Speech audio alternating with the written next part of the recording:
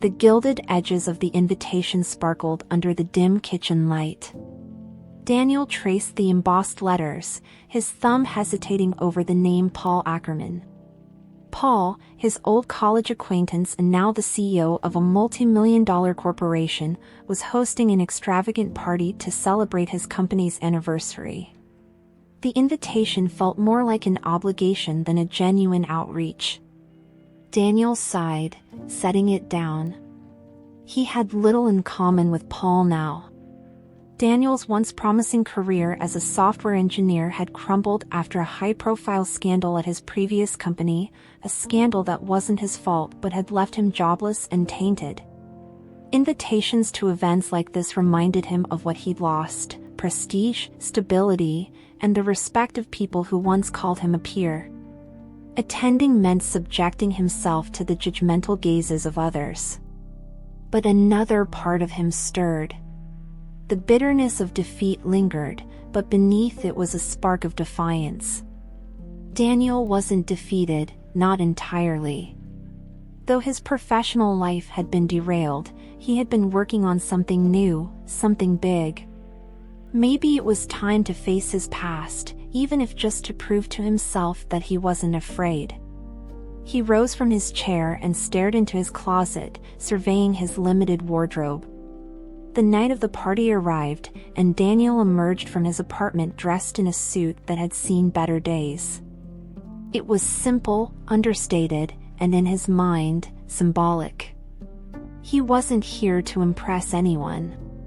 He was here to remind himself, and maybe a few others, what he was made of.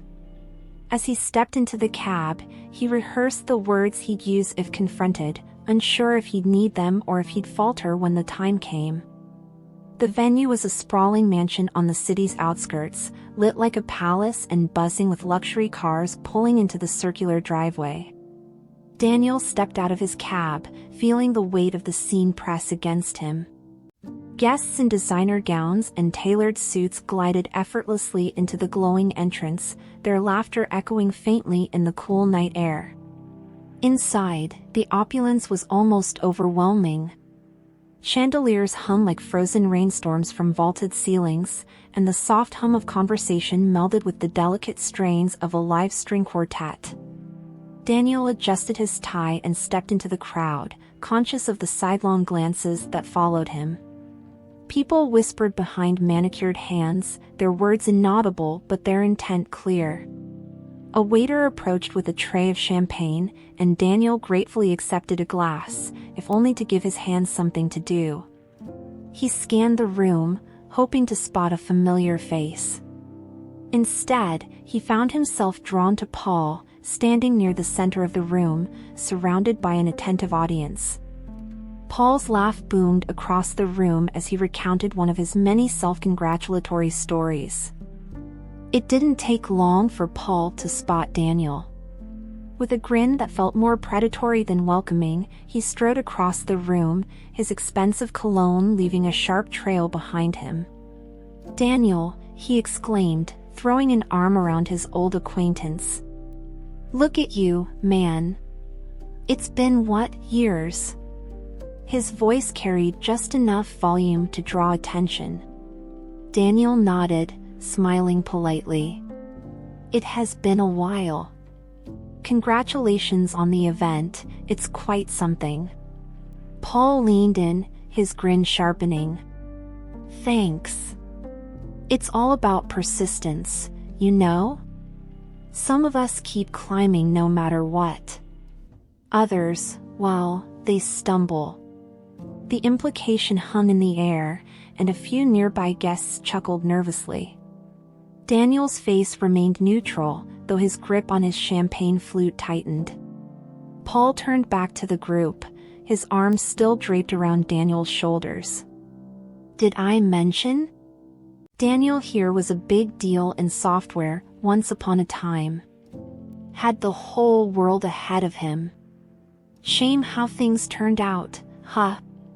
The laughter was more direct this time, and Daniel felt the heat rising in his cheeks. Throughout the night, Daniel found himself surrounded by a mix of pity and indifference. A few former colleagues approached him with forced smiles, offering platitudes like, "Don't let Paul get to you," or "Everyone has rough patches." But their tone betrayed their discomfort, as if associating with Daniel too openly might taint their own reputations. He took refuge near the bar, nursing a soda and trying to avoid further scrutiny. But even in solitude, the judgment weighed heavily on him. He overheard snippets of conversations that made his stomach churn. Why is he here? Isn't he unemployed? The words cut deeper than he cared to admit. The night's climax came when Paul took the stage for a toast. Holding his glass high, he began, "Tonight, we celebrate success, earned success. The kind that comes from hard work, vision, and resilience." His gaze landed squarely on Daniel. Not everyone has what it takes, but for those who do, this is what it looks like. The room erupted in applause, but Daniel heard only the mocking undertone in Paul's words. His grip on the bar's edge tightened, and for a moment, he considered leaving. But a flicker of determination kept him rooted. He wasn't going to let Paul have the last word. As the applause died down, a man approached Daniel, a smug grin on his face. "So, Daniel, what's it like being the cautionary tale in a room full of success stories?"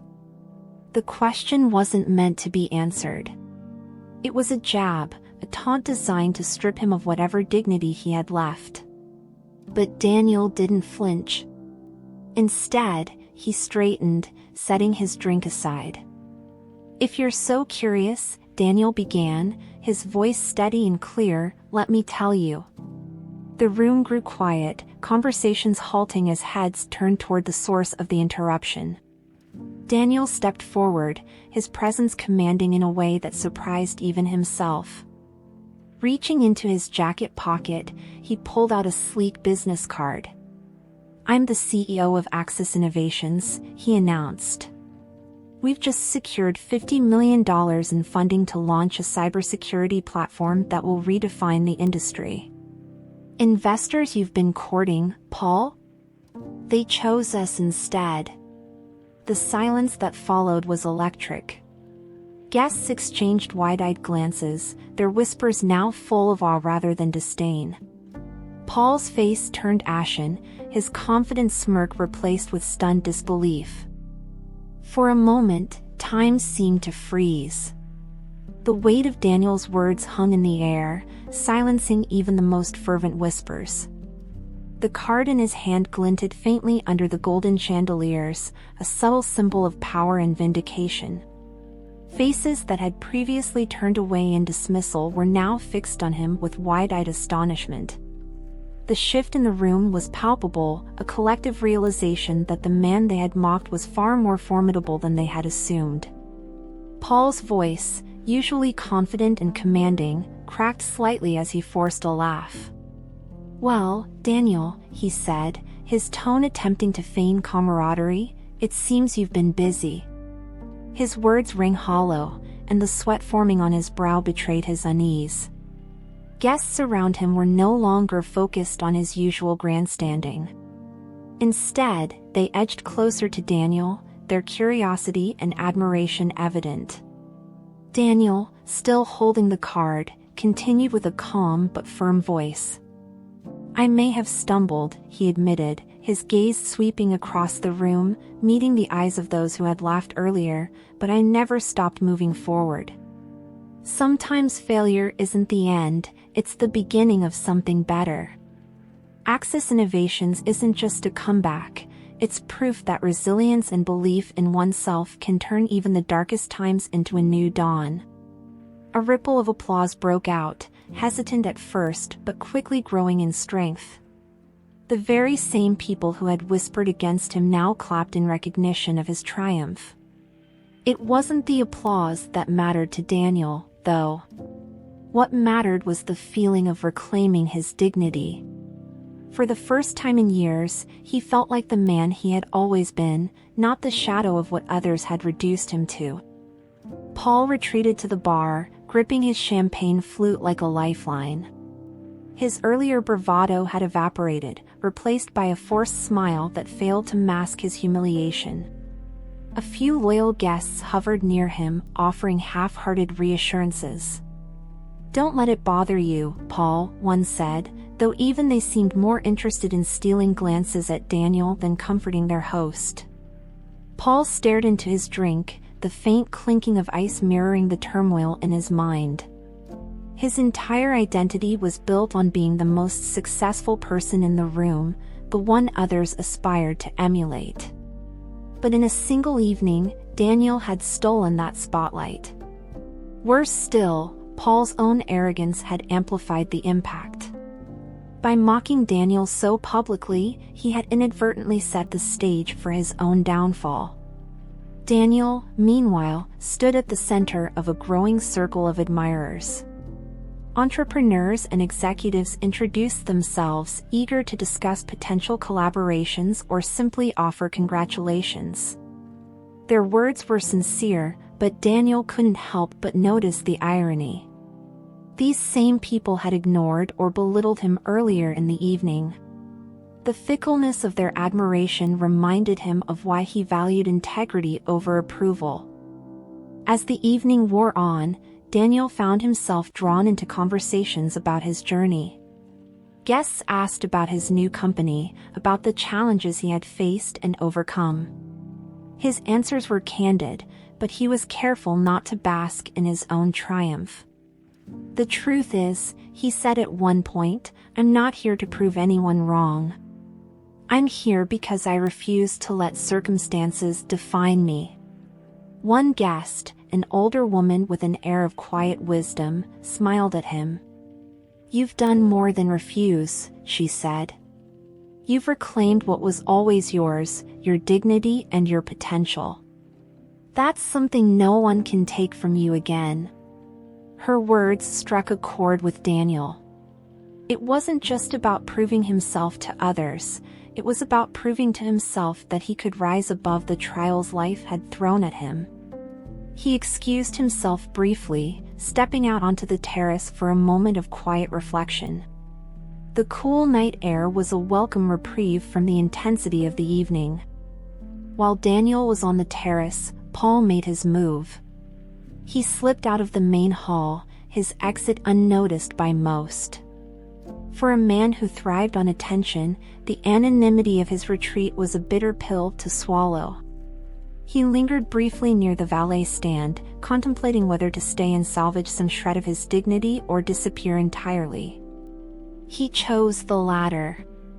The car arrived, and Paul climbed in, slamming the door behind him. As the vehicle pulled away, he stared out the window, his reflection merging with the passing city lights. The image was a haunting one, a man who had once towered over others now consumed by the weight of his own hubris. Back inside, Daniel returned to find the energy of the party transformed.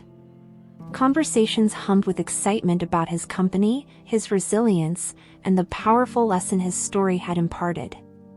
Even those who hadn't spoken to him directly seemed inspired, their attitudes shifting toward humility and reflection. One man approached Daniel with an extended hand.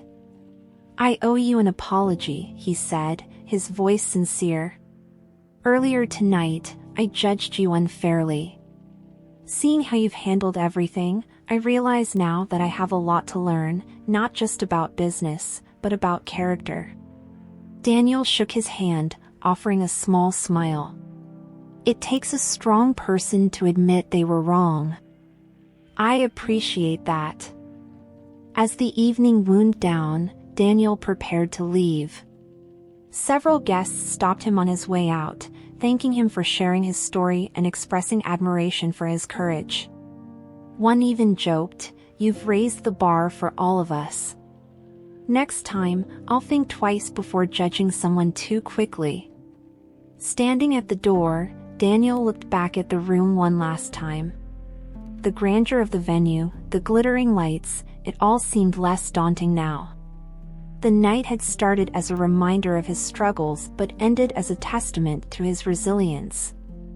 Stepping into the night, Daniel felt a sense of peace that he hadn't known in years. The challenges ahead were still many, but the weight of the past had lifted. He wasn't just a man who had been humiliated at a party.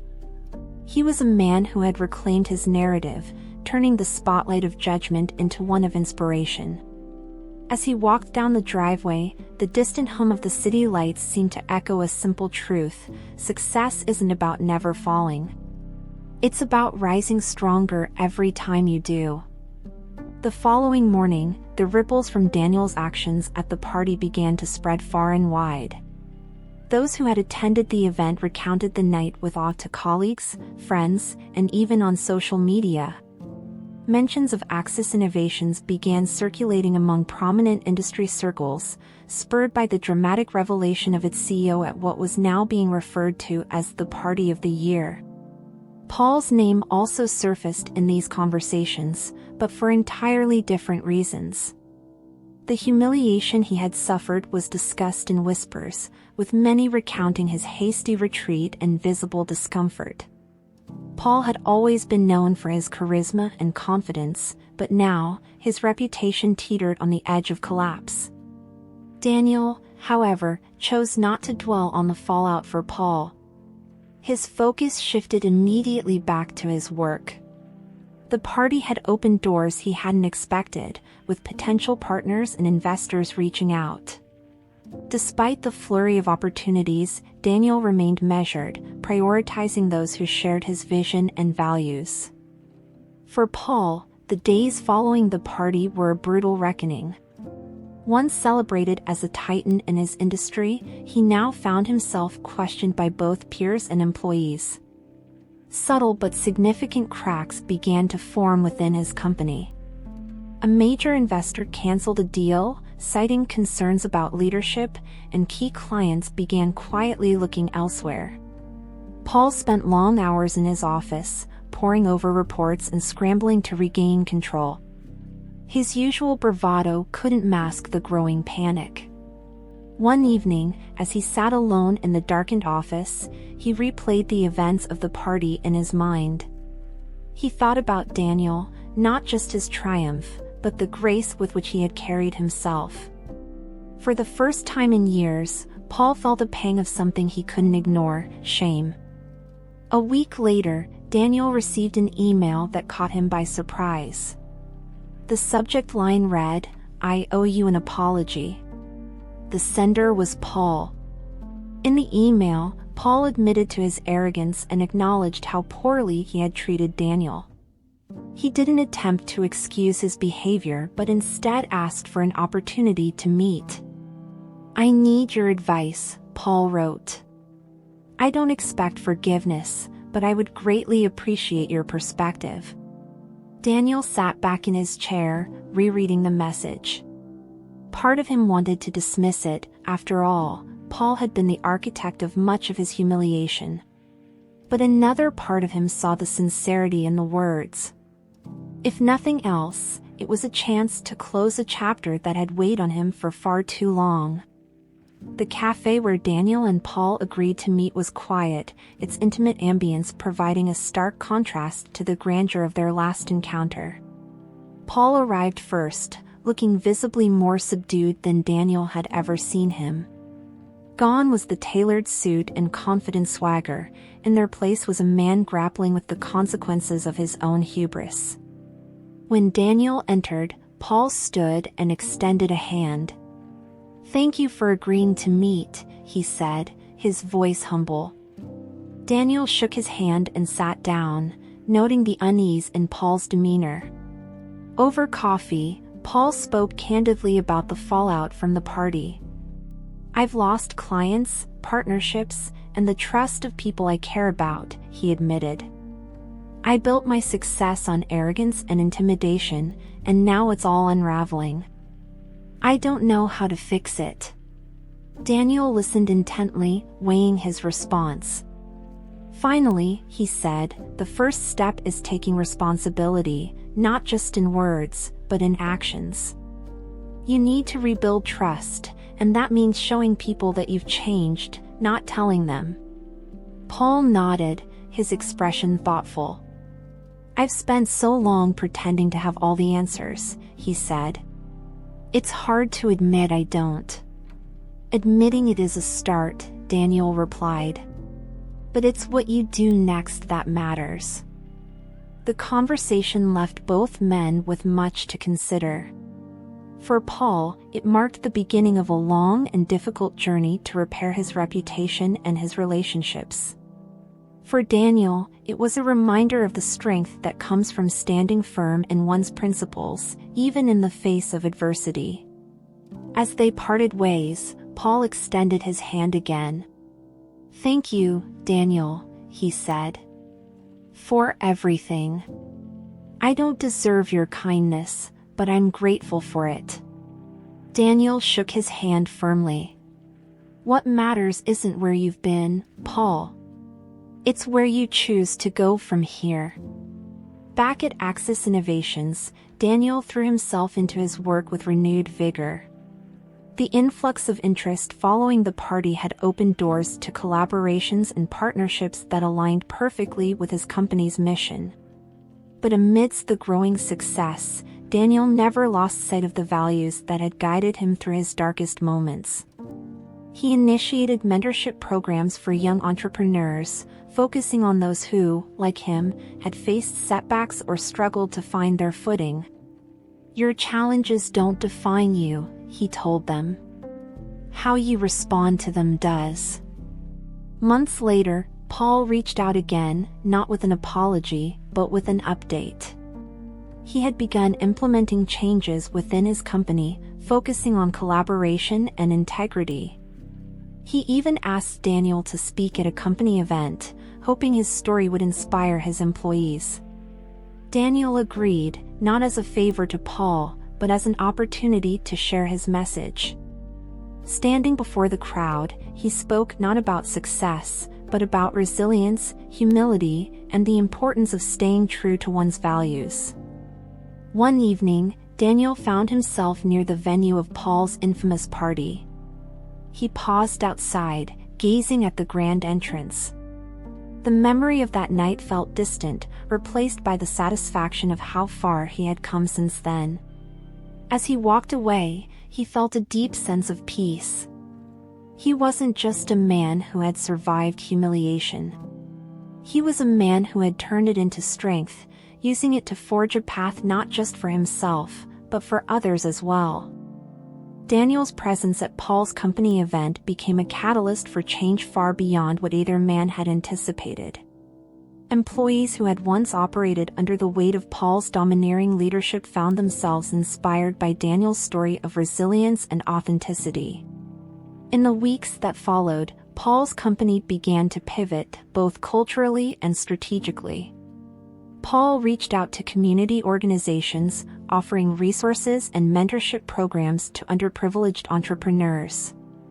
He encouraged his team to foster a collaborative environment, setting aside his own ego to learn from his employees.